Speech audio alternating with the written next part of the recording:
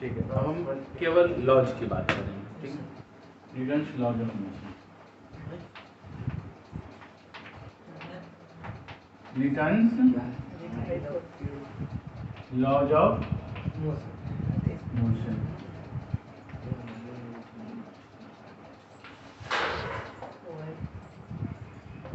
Newton's laws of motion में सबसे पहले हम लोग को क्या पढ़ना है? Concept of force. Newton's law को पढ़ें उससे पहले आपको क्या समझना है? कॉन्सेप्ट ऑफ फोर्स बताया है ना? एक्शन ऑफ पुलिंग और pushing on an object is called force. ऐसा unit of force is newton. CGS unit of force 1 newton equal to कितना dyne? 10 to the power 5 dyne. Effect of force आप जानते हैं, ये तो बच्चों वाली बात हो गई।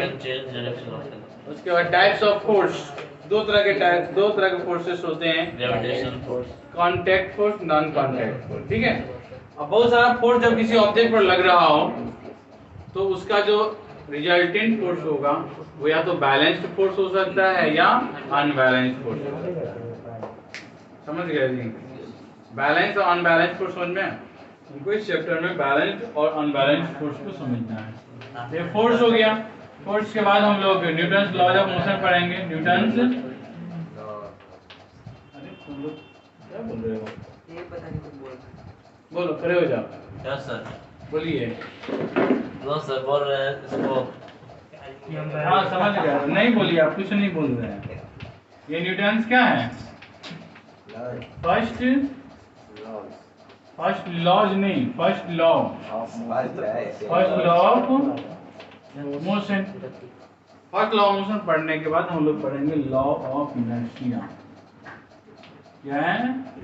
Law of inertia. Law of inertia के बाद Newton's second law of motion से पहले उसमें जो टर्म्स यूज होते हैं, एक लीनियर मोमेंटम, लीनियर मोमेंटम, और एक और लीनियर मोमेंटम एंड एक और फिजिकल क्वांटिटी है जिसका नाम है इम्पल्स। ठीक है, लीनियर मोमेंटम एंड इम्पल्स। बोलो। क्वेश्चन आ गया तो कल एग्जाम दे दिया। अब नहीं पढ़ेंगे, छोड़ो। नहीं सर, मतलब पढ़ा देते पहले तो लिख देते, बना देते। लेकिन क्वेश्चन कोई बात नहीं है, तुम पास कर जाओ, मौका है। अभी हाफ ईयरली एग्जाम देना है, फाइनल देना है, अभी बहुत चांसेस मिलेंगे। आज है ना तुम थोड़ा सा पिछड़ गए पढ़ने में ना जी, आने वाले समय में तुम जरूर सक्सेस करोगे, क्योंकि आगे तुम पहले पढ़ के जाओगे। है कि नहीं? वैसे जितना पढ़ा होगा उतना तो जरूर आंसर किया हो। स्कूल वाला बिना पढ़ाई एग्जाम ले लिया क्या?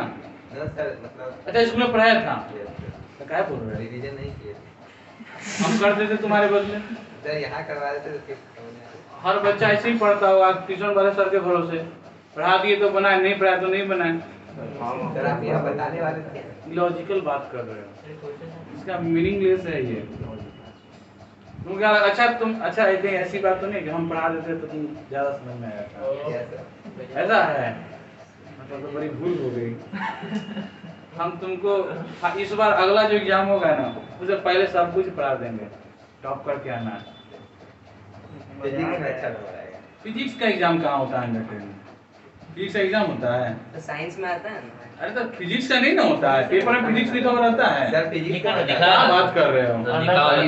अरे वो साइंस लिखा होता है ना, नहीं सर फिजिक्स का बोर्ड एग्जाम में फिजिक्स लिखा हुआ रहता है। फाइनल पेपर हम तो नहीं देखे हैं। सर एमसीक्यू का है, सेक्शन फिजिक्स फिजिक्स सर लिया हुआ है। ये सब नॉन स्टैंडर्ड हो गया। हर स्कूल अपने हिसाब से क्वेश्चन का अरेंजमेंट करता है। हम लोग सेक्शन बना कर देते हैं अपने इजी के लिए, ताकि हमको फिजिक्स चेक करने में इजी हो, केमिस्ट्री वाले सर केमिस्ट्री चेक करने में।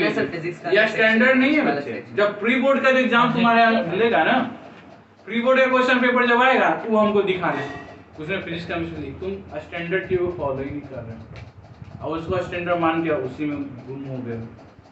फिजिक्स केमिस्ट्री बायोलॉजी का कॉन्सेप्ट एग्जाम में नहीं है, वो कंबाइंड साइंस का एग्जाम लिया जाता है, नहीं लिया जाता है। Yes sir. तुम बोर्ड एग्जाम में क्वेश्चन लेकर के आना और उसमें आपको फिजिक्स अलग, केमिस्ट्री अलग, बायोलॉजी अलग दिखाना, हम एक्सेप्ट कर लेंगे, वो होता है। अब क्या करें? तुम इनर्शिया बोल रहे थे, ए सुनो, इनर्शिया बोल रहे थे जब हम लिख रहे थे। इनर्शिया तब बोलना है जब हम बता देंगे या फिर बता तो पूछ रहे होंगे।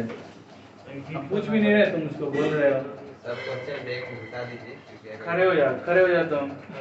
हाँ, इनर्शिया के बारे में क्या बोल रहे थे? नहीं आती रेस्ट रेस्ट होता है, बस इतना ही। सर इतना तो देखे बुक में देखे तो बोलने से पहले पूरी जानकारी होना चाहिए, कंसेप्ट समझना जरूरी है। ये नहीं हम थोड़ा सा सुन लिया बस उसको बोले, पूरी जानकारी। थोड़ा सा भी जानते हैं बोलना चाहिए। क्वेश्चन ही हाँ, तो बोलने का समय वो उस समय है ना। और जब हम टॉपिक को लिख रहे हैं उस पर डिस्कस नहीं किए हैं, हम उसके सुनने के मूड में नहीं, हम उसको लिखाने वाले हैं, उस समय तो बोल रहे हैं। अगर हम तुमसे पूछे ना, अगर हम तुमसे पूछे कि इनर्शिया के बारे में क्या जानते हो तो तुम बोलेंगे स्टॉप रेस्ट, ठीक है। हम अगर तुमसे पूछे ये सही बात है, पूछे तो बोलो। हम लिख रहे थे उस समय तुम ऐसे ही बोले। इनर्शिया के बारे में और भी चीजें होती है, देखो सुनो जी। इनर्शिया किसी बॉडी का ओन प्रॉपर्टी है, जब तक मेंटेन रहता है, जब तक उसका कोई एक्सटर्नल फोर्स ना लगे, वो भी अनबैलेंस्ड। तो इनर्शिया ऑफ रेस्ट नहीं होता है, अधूरा सुनते हो। अरे स्कूल में पढ़ाया गया था तुमको, क्वेश्चन है। एक मिनट हमको इससे पूछने दो। स्कूल में पढ़ाया गया था inertia of rest, online class पढ़ाया गया, तुम करे थे हमारे क्लास? 8 मिनट और चला गया क्या कर रहे हो? बैठो, आएगा मौका तो बोलना है। अरे दे दो ना, क्या किससे गिर रहे हो? पेपर देख के लोन है। नीचे दबा के हमारे क्लास में एक लड़का था, ये सर पढ़ा दीजिए सॉरी नहीं सुनिए, अब हम पूरा बताएंगे। सर वीडियो पॉज कर नहीं वो कोई प्रॉब्लम नहीं। स्कूल में जैसे हम लोग के साथ जो लड़का था ना, आप तुमको जरूर बात बता रहे हैं, शमी वाला पटना में पढ़ने क्लासमेट मेरा, अच्छा यस सर। उसके पास जो है हर बुक होता था, है कि नहीं? अब फिजिक्स पढ़ने जाना है ना, तो तुम एनसीईआरटी रखोगे, उसके बाद कोई शायरी बुक रखोगे, उसके बाद तीन जितने सर नाम ले लिए 3 4 5, उसके बाद सारे बुक होता था, सब वैरायटी ऑफ बुक। और वो सजा सजा के रखता था। कहते दुकान वाला डेली जो बुक अपना झाड़ झाड़ के साफ करते रहता है कि नहीं? वो अपना अलमीरा में सजा के रखता था वैसे ही पूरा बुक को, ठीक है। लाइब्रेरी पर अब हाँ, नहीं उसके पास घर से पैसे आते थे बुक खरीदने के लिए, तो वो खूब बुक खरीदता था। उसको लगता था बुक खरीदना मतलब कि इसको लोग इस व्यू से देखते हैं कि हाँ ये ज्यादा पढ़ता है, पढ़ने वाला लड़का समझ रहे हो? हमेशा रोज बुक बदल बदल राइटर का नाम फ्रंट पर रख के लेकर चलता था, लोग देखे था कि हाँ ये बुक बना रहा है, एस.सी. वर्मा का बुक बना रहा है, लड़का देख के कंफ्यूज रहे, समझे कि नहीं? अभी वो जाके बुक रख दिया, वो सारा बुक बस रखा हुआ रहता था। टॉप कर गया अब कोई दोस्त नहीं, नीचे से कोई दोस्त उसे मांगे कि भाई वो वाला बुक देना, समझ गए? तो पहले तो नहीं, आज हमको उस बुक को बनाना है, बहाना करके नहीं देता। 1-2 दिन बाद मांगो, अच्छा ठीक है आज दे देते हैं, 2 दिन बाद बुक दे दिया, ठीक है। अब उसको 2-4 दिन में पढ़ करके जब रिटर्न दिया तो पूरा बुक को खूब पलटता था, क्या कि ऐसा क्या चीज था बुक में जो मांगा हमसे। अब खाली बुक पलट पलट के खोजता था कि कुछ खास था क्या, समझ रहे हो? फोटो देखता उसमें, कहीं कोई खास फोटो तो नहीं था, तो वो कि उसका कॉन्सेप्ट को इतना ही था, समझ रहे हैं? और उसी दिन कंसेप्ट होकर पूरा पेज पलट देता था। उसको लगता था कि आज पेज पलट लेंगे तो हमको शायद कुछ मिल जाए जो पढ़ा होगा। हाँ बन सकते हैं लोग, खैर छोड़िए। तो ऐसा नहीं बनना है। सर कहने का मतलब समझा कहने का मतलब यही है कि फिर तुमको बुरा क्या लग जाता है? कोई भी चीज का बुरा नहीं, तात्पर्य यही है कि उसका इफोर्ट था लेकिन वो मीनिंगलेस था, उसका कोई मीनिंग नहीं था। वो बुक को तब पलट पलट के देखता था जब कोई को मांग लेता था। सर ये क्वेश्चन उससे लिए हैं कि बाद में इसके पास पर्याप्त ज्ञान हो। हमको केबीसी में जाओ, देख ये रोड पे पत्ता कोई तोड़ देगा हमको, कहां पर हम जाए। डाल तोड़ देगा 2-3 गो तुमका। हाँ, वहाँ पर बेलपत्ता है, अभी नहीं पढ़ लो, आधा आधा पेड़ गिरा हुआ, उस पर थोड़ा सा चढ़ो, पानी है नीचे किनारे से। कहाँ पर है पे? वहीं पर ही नहीं है, और इसके कंपाउंड बाहर उधर। हाँ रोड के किनारे। रोड रहा है। तुमको इतना का मतलब 2 को जाके बता। चलिए ठीक है, लड़का सुनो, अरे सर हाई मिशन नहीं अभी। छोड़ देगा थोड़ा मैं ना करवा देंगे सोया में उठा के लाया अरे चुप रहो ना, हल्ला क्या कर रहे हैं? तुम नहीं तोड़ना। जाना है हमें चुप, अरे तुम जाओ। सर सब सर रिकॉर्ड हो आप रहा पढ़े है। बताना हमको बाकी बताइए सर, सर। ताते पर बताइए और क्या किया? क्वेश्चंस तुम लेकर क्यों घूम रहे हो सर इसको मैं बाद में बनाऊंगा कैसी तभी बाद में पूछने से आता है। आता है सर, इसमें से भी आता है भाई। नहीं, तो बाद में बताओ। और तुम बनाएगा जो जो नहीं बनाया है वो बनाएगा अच्छी बात है ठीक करेगा तो इट्स अप्रिशिएटिंग अप्रिशिएट करना चाहिए लोगों को आप जरूर बनाइए चैलेंज दे देना चाहिए कल बना के लाना तो वो और अच्छा हो जाता है देखिए जी ए लड़का सुनिए फिर से सुनो तात्पर्य को छोड़ दीजिए तात्पर्य हो गया वही उसके पास क्वेश्चंस है बुक्स तुम्हारा है क्या नया खरीदा है सर 2 साल अभी तो नहीं होगा ना देखो जी इधर ये फोर्स इस चैप्टर हम लोग को फोर्स पढ़ना है इसमें कंटेंट पिछले चैप्टर से कम है पिछले चैप्टर से इसमें टॉपिक्स कम है इससे इसमें बेसिक फोर्स के बारे में पढ़ना है ठीक है फोर्स के बाद Newton first law of motion sir conservation of momentum कहते हैं।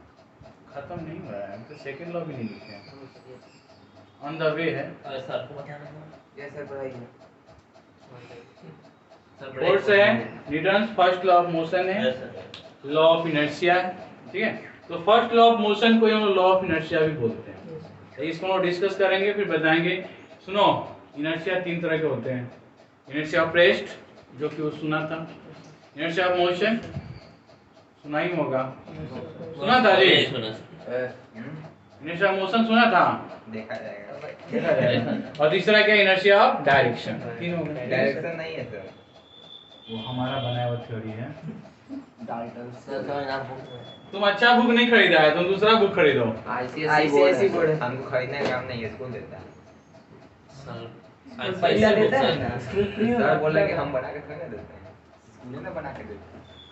अरे छोड़ो तुम सको मुझसे बात करने में सर लेवल देख के नहीं लड़ता। अच्छा देखो तुम लड़के फिर तुम बोलोगे जब कोई बात पर पर्सनल जब हिट होता है पर्सनल अटैक होता है तुम बोलोगे देखो अभी लड़के का तुम रिएक्शन देख रहे हो रिप्लाई समझ में आ रहा है तुमको कोई लड़का क्यों खींचा जाता है ज्यादा कोई इसकी ज्यादा खिंचाई क्यों कर देता है एक्साइटमेंट में वो लेवल से ज्यादा बोल जाता है सर खिंचाई का मतलब होता है मनोरंजन। समझ में आ गया ना तो देखो कोई किसी का मजाक नहीं उड़ाता कुछ लोग होते हैं स्वभाव से, जो आपको ऑप्शन देते हैं आपको मौका देते हैं बोलने का समझ रहा है जी हम अब हम क्या बोले उस पर ज्यादा बोलेंगे तो अच्छी बात नहीं एज ए टीचर इतना नहीं बोलना तो लॉ ऑफ इनर्शिया हम आपको बताते हैं ठीक है फर्स्ट लॉ ऑफ मोशन के जस्ट बाद हम लोग लॉ ऑफ इनर्शिया बताते हैं फिर इसके डिफरेंट एप्लीकेशंस हैं डिफरेंट यूजेस हैं लॉ ऑफ इनर्शिया उसके बाद है लीनियर मोमेंटम एंड इंपल्स ये टॉपिक जो हम बताएंगे तो ये momentum term Newton second law में आता है ठीक है इसलिए हम इसको पहले डिस्कस करते हैं इसके बाद का टॉपिक आता है वो जाता है Newton's second law of motion ठीक है Newton second law of motion और उसके बाद जो लास्ट चैप्टर है वो है हमारा न्यूटन्स लास्ट टॉपिक न्यूटन्स नहीं last law of motion Newton's third law of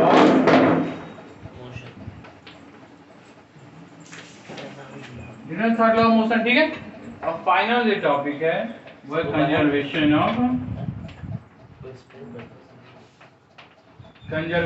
of linear momentum ठीक है ना सारी यस सर। और कुछ है इसके बाद हम लोग बुक का एक्सरसाइज न्यूमेरिकल वगैरह कर लेते हैं तो अभी जब खत्म हो जाएगा तब समझ गए अब देखिए फोर्स तो आप बेसिकली अब जानते ही हैं फोर्स क्या होता है यहाँ मेन इंपॉर्टेंस है बैलेंस एंड अनबैलेंस फोर्स के कॉन्सेप्ट को समझाना तो उसके बाद Newton first law of motion क्या बोलो तुम याद है तुमको यस या नो सर बोले ना डिवीजन यस या नो नहीं मालूम तो Newton first law of motion क्या है आप लोगों में से कोई यस सर बोलिए सर अगर कोई ऑब्जेक्ट रेस्ट में है तो रेस्ट में रहना चाहेगा और मोशन में है तो मोशन में रहना चाहेगा जब तक उस पर कोई एक्सटर्नल फोर्स ना चाहेगा मिटा दिए। वो रहेगा। ठीक है, देखिए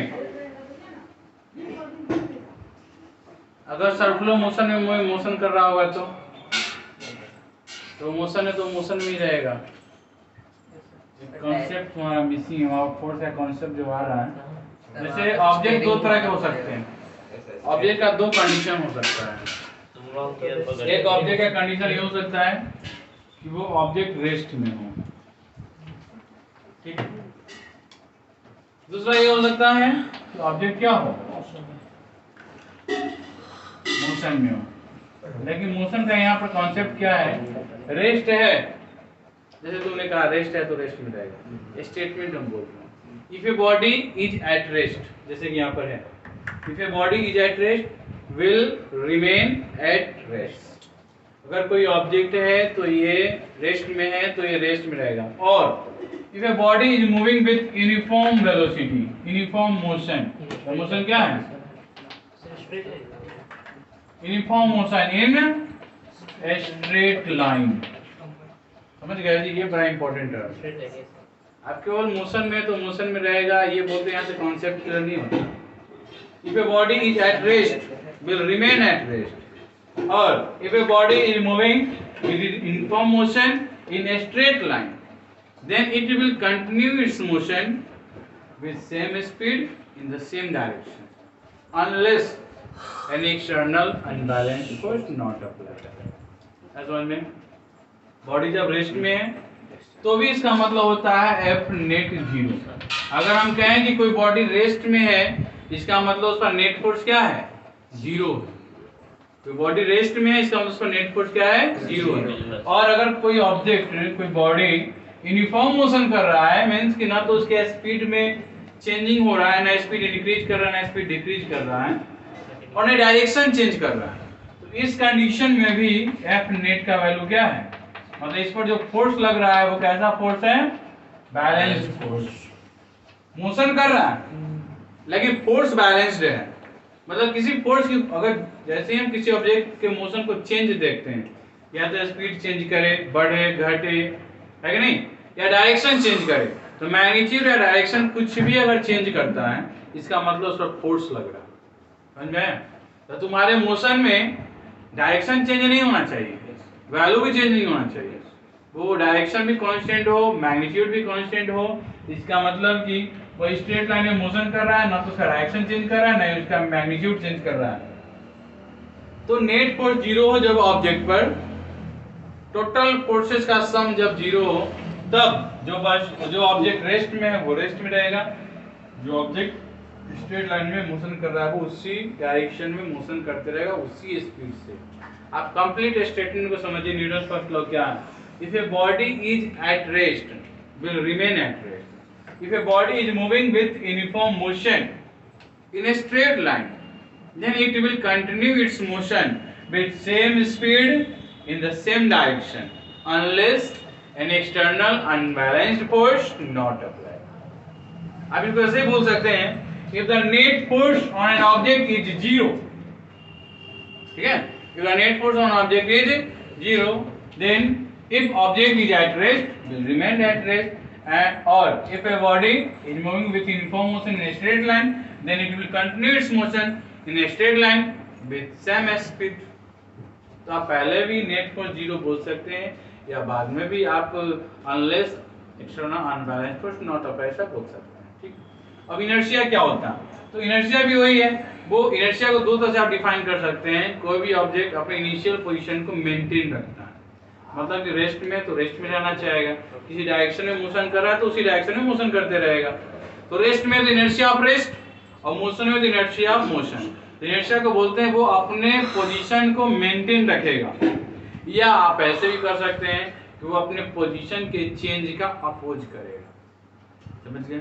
जैसे कि यह ऑब्जेक्ट रेस्ट में है, हम चाहते हैं इसको मोशन में लाना, ठीक है, तो हम कोई सा फोर्स लगाएंगे जैसे ही तो ये अपोज करेगा। तो opposing property of an object is inertia. तो इसका दो तरह से बोल सकते हैं ना, जैसे अगर आप सीटिंग बैठे हैं, ठीक है, तो अब आप बैठे हैं तो आप अपने पोजीशन को चेंज नहीं कर सकते। एक तरह से ये बोल सकते हैं कि आप अपने पोजीशन को चेंज नहीं कर सकते हैं, और दूसरा कोई अगर आपके पोजीशन को चेंज करना चाहेगा तो आप उसका विरोध करेंगे, अपोज करेंगे। समझ गए? तो दो तरीके से एक ही बात को बोल रहे हैं कि मैं अपने इनिशियल पोजीशन को मेंटेन रखूंगा, एक स्टेप। दूसरा हम उसी को वैसे बोलेंगे कि कोई मेरे पोजीशन को चेंज करने आएगा, मैं उसको अपोज करूंगा, मतलब मैं चाहूंगा कि बैठे ही रहे। समझ गए? तो दोनों एक ही बात है या डिफरेंट बात है? I will maintain my position. I will oppose my position, my changing position, या anybody can change my position, then I oppose. तो दोनों एक बात है या अलग अलग बात है? अलग बात है। अलग बात है। सेम बात। सेम बात है। जैसे ये ऑब्जेक्ट रेस्ट में है, तो ये कहता है कि हम अपने पोजीशन को मेंटेन रखेंगे, ठीक है? रेस्ट में है तो हम रेस्ट में ही रहेंगे। कोई कहता है कि यह अपने रेस्ट के पोजीशन को चेंज करने वाले को अपोज करेगा, any kind of change in its position. तो वैसे कंडीशन में यह उसका क्या करेगा? अपोज करेगा। तो दोनों एक ही बात है।